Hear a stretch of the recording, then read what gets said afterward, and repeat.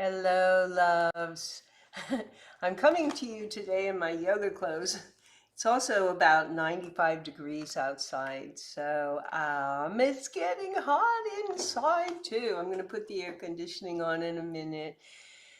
Just coming for our Friday pause and some thoughts for the day, for the weekend that I wanted to share with you. The first thing I'm thinking about today is how important is it to you to really be seen and heard and loved? That actually is a quote that comes from Oprah Winfrey, I believe.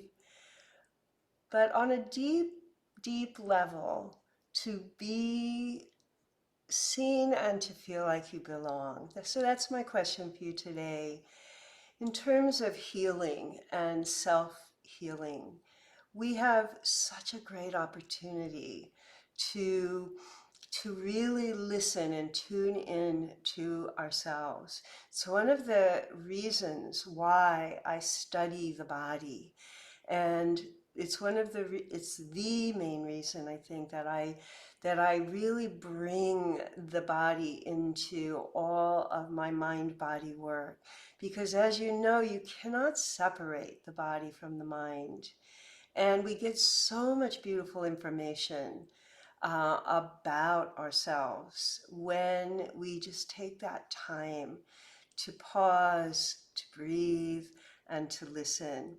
So it may seem like our Friday pause time together is a little bit redundant. I hope it is not redundant for you, but it's that willingness that we can take for ourselves to really get grounded, to get connected, to come present, and to become more aware and more mindful of how we're feeling, maybe what we're thinking, but it's even more valuable to really connect deeply with ourselves and as to how we are feeling.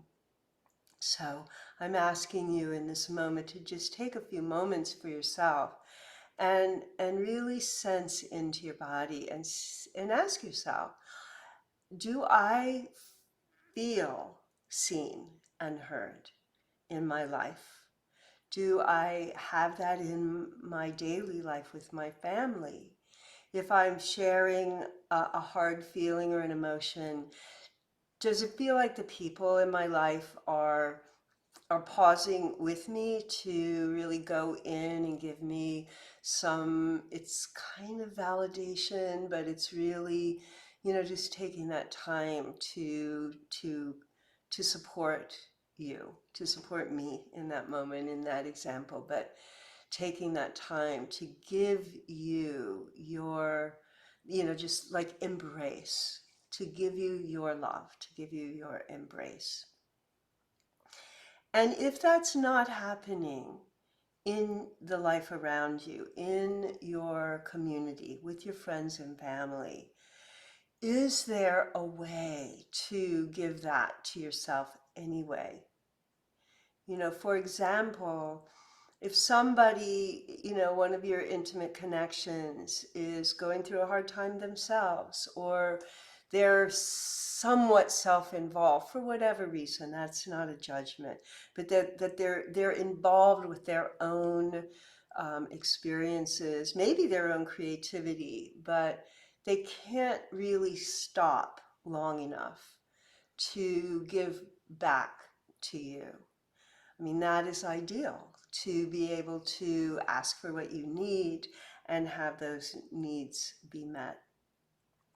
So if the people in your life are not able to do that, in other words, can we do that for ourselves? And I'm going to say that for me, this is kind of in the realm of my definition of what being mindful is. And mindfulness is a favorite word of mine. I know some people don't like that word, but it's really a favorite word for me because it's taking that time to really come back to the body, to come back to how I am, how I'm feeling, where I am even.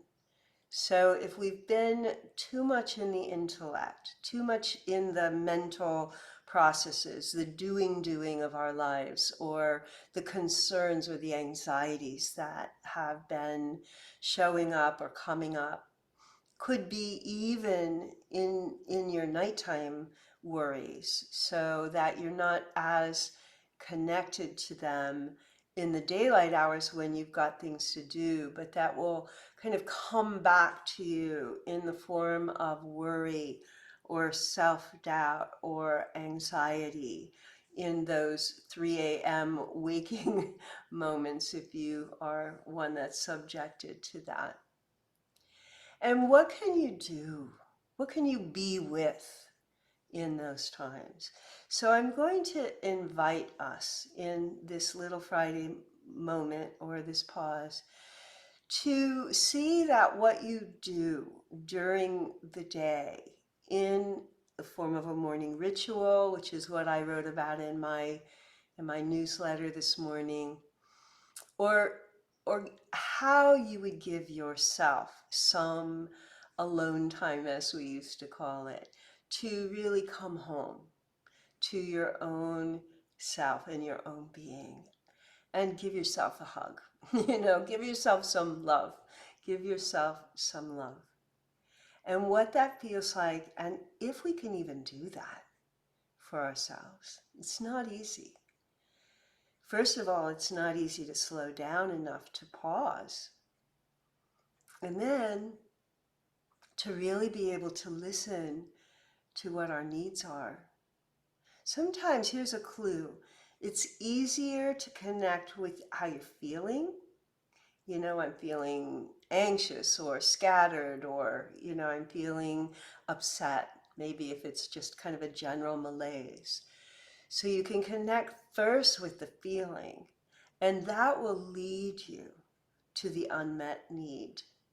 And it's the unmet need that goes unmet, that kind of digs in and wiggles in and gets, more pervasive and actually becomes habitual. Those unmet needs can be rediscovered and revoiced and resourced. So you have the resources within you to be able to literally resource yourself, to fill yourself up, to bring more light into your system, to enlighten yourself, to lighten your load. You have that opportunity. And there's lots and lots of different tools for that. One of my favorite tools is to close my eyes and breathe. It seems so simple, but close my eyes, put my feet on the floor, and breathe. So why put your feet on the floor? For one thing, it disentangles your energy, and it sources you to the ground that you are literally on. The support that you literally have to be present with yourself. And at that point, after you've been just taking a few deep presencing inhales and exhales, things start to bubble up. Things that you may start to notice that you didn't notice before. Like maybe your shoulders are a little pulled up. Or maybe you're pushing your spine forward. That's very common for me when I get really outside of my own being. And then all the muscles in the back start to tense a little bit. And before you know it, you're not breathing very deeply. So you're not very connected with yourself.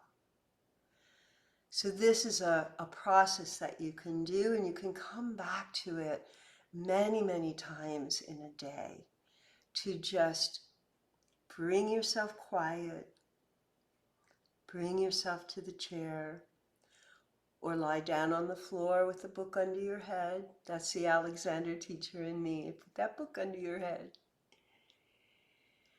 And take some time to let the back relax, to let the legs release away,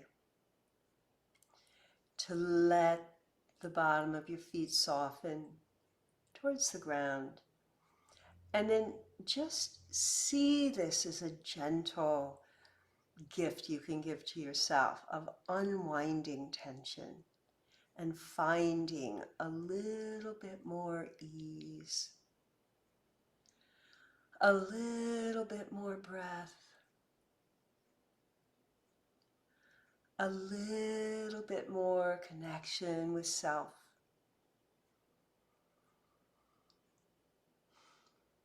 A little bit more time to settle and to let go. And from there, opening your eyes again,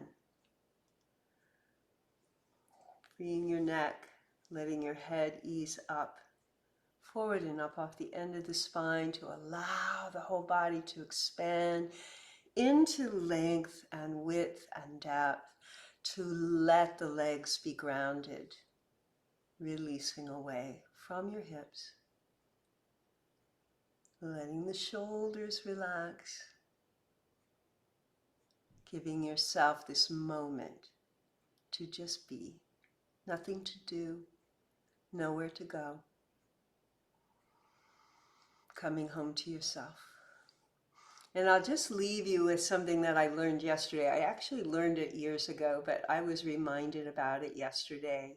And it's called the butterfly head tapping.